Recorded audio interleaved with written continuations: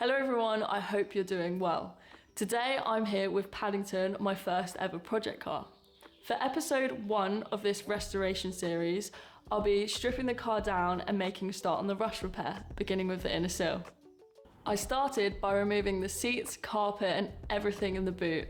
I then used a chisel to remove the sound deadener. I jacked up the car on the right hand side to help me get a better view of the sill.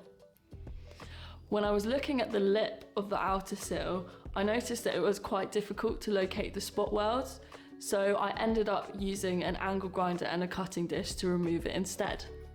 I removed the paint and the surface rust with a wire disc. This enabled me to see where the corroded metal started and finished. After removing the outer sill, I could see that the inner sill had actually already been repaired in the past, which did explain why I really struggled to find the spot welds on the lip. The reason I knew the inner sill had been repaired in the past is because the previous person had done a pretty terrible job.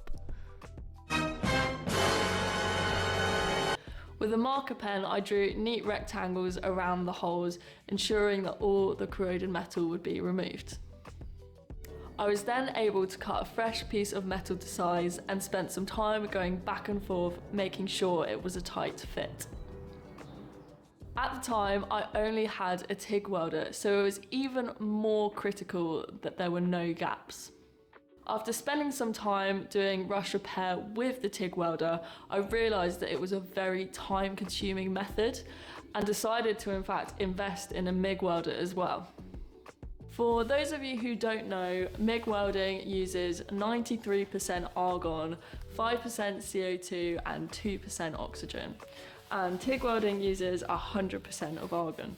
So this is what a MIG welding torch looks like, and this is what a TIG welding torch looks like. And TIG welding uses a little tungsten electrode, and then you feed in your filler rod, whereas MIG welding, it has a spool of wire inside it, and it constantly feeds the wire out as you go.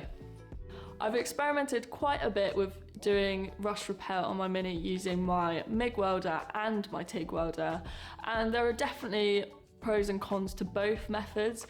The MIG welder is much quicker, however the TIG welder I would say is more precise and you have more control over heat. The biggest con of using a MIG welder is probably the fact that you obviously have quite a lot of material afterwards to remove with an angle grinder. The con to using a TIG welder is that because I'm welding very thin sheet metal, I find it's actually quite easy to distort because you're having to turn the settings right down as pretty much as low as they can go so that you don't burn holes through the metal, but then that also means it takes much longer to do the weld, which in doing so exposes it to more heat. That's all I've got for this video. Stay tuned for the next one.